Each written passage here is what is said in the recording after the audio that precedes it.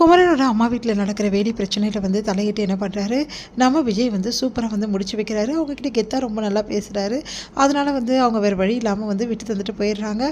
இதை பார்த்து வந்து காவேரி ரொம்ப சந்தோஷப்பட்டு வந்து விஜய் வந்து பாராட்டுறாங்க. எல்லாருமே விஜய் வந்து நல்லா பாராட்டிட்டு இருக்காங்க. இதை பார்க்குற கங்கா செமையாக டென்ஷன் ஆயிடுறாங்க. குமரனால் செய்ய முடியாததை வந்து விஜய் செஞ்சுட்டாரு அப்படின்னு சொல்லிட்டு எல்லாரும் சொன்னோன்னே வந்து கங்காவுக்கு செம டென்ஷனாக இருக்குது. வந்து விஜய் மட்டும் ரொம்ப பெரிய ஆளா, இவர் ஏன் இப்படி இருக்காருன்னே தெரில, இவர் ஏன் வந்து ஓல்டாகவே இருக்க மாட்டேங்கிறாரு அப்படின்னு சொல்லிட்டு வந்து கோச்சிக்கிறாங்க கங்கா. எவ்வளோ வந்து சமாதானப்படுத்துகிறாரு நம்ம குமரன். ஆனால் கங்கா வந்து வேணும்னே வந்து இன்சல்ட்டாக பேசுகிறாங்க. நீங்கள் ஏன் இப்படிலாம் இருக்கீங்க அப்படின்னு சொல்லிட்டு சமையல் திட்டி விடுறாங்க. அதனால் வந்து குமரன் மனசு கஷ்டப்படுறாரு.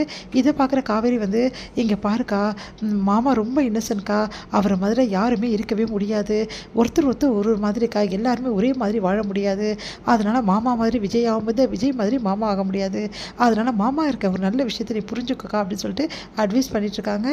உடனே வந்து இல்லை காவேரி உனக்கு தெரியாது அப்படின்னா, இல்லை எனக்கு நல்லாவே தெரியும், மாமா ரொம்ப நல்லவருக்கா, தயவுசெய்து புரிஞ்சு அவர் கூட வந்து சந்தோஷமாக இருக்கா அப்படின்னு சொல்லிட்டு அட்வைஸ் பண்ணுறாங்க.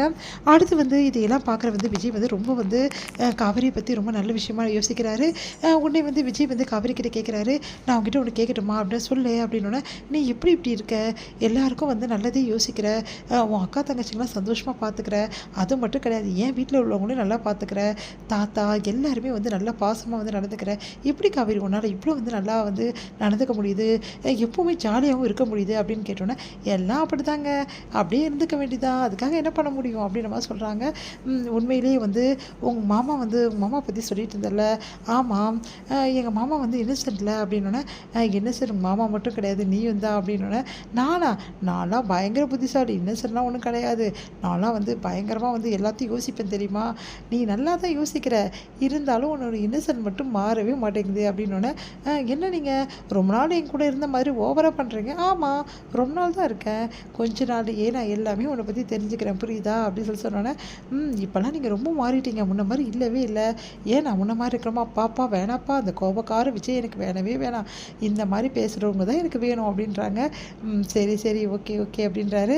சரி தாத்தா ஃபோன் பண்ணாரா, இல்லை தாத்தா ஃபோன் பண்ணல, இங்கே வந்து ரொம்ப பயந்துட்டு அன்றைக்கி ஃபோன் பண்ணார்ல, அதோட அவ்வளோதான், சரி தாத்தா கிட்ட சொல்லிட்டீங்கல்ல நாளைக்கு நம்ம ஊருக்கு போகிறத, நான் சொல்லிட்டேன், எந்த பிரச்சனையும் இனிமேல் நம்ம கிளம்பிடலாம் அப்படின்னு சொல்கிறாங்க.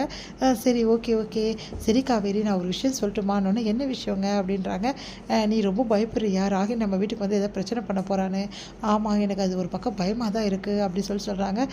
நீ கவலைப்படாத, ராகினியால் எந்த பிரச்சனையும் வராது, அதுக்கு நான் பொறுப்பு, உங்களுக்கு எப்படி பொறுப்பாக முடியும், நீங்கள் எப்படி, அது ராகினி பற்றிலாம் உங்களுக்கு தெரியாமல் விளையாடிட்டுருக்கீங்க, அவளை பற்றி பேசினாவே எனக்கு டென்ஷன் ஆகுதுங்க, நீ டென்ஷன் ஆகுது காவேரி, அதெல்லாம் ஒன்றுமே ப்ராப்ளம் கிடையாது, கண்டிப்பாக வந்து ராகினி வந்து நம்ம வீட்டில் பிரச்சனை பண்ண மாட்டா, அதுக்கு என்ன பண்ண முடியுமோ அதை நானும் தாத்தாவும் பண்ணுவோம், நீ கவலையை விடு அப்படின்னோடனே, சரிங்க நீங்கள் சொல்கிறீங்க பார்க்கலாம் அப்படின்னு சொல்லிட்டு படுக்க போகிறாங்க. அப்போ காவேரி வந்து ரொம்ப அசதியாக இருக்குங்க, நம்ம வெளியெல்லாம் போயிட்டு வந்தோம்ல, அதான் ரொம்ப டயர்டாயிட்டேன், சரி நம்ம சீக்கிரமாக படுக்கணும்ல, நாளைக்கு போகணும்ல அப்படின்னோடனே, சரி ஓகே அப்படின்னு சொல்லிட்டு காவேரி தூங்க போகிறாங்க. விஜய் வந்து எழுந்து வந்து காவேரியை பார்த்துட்ருக்காரு.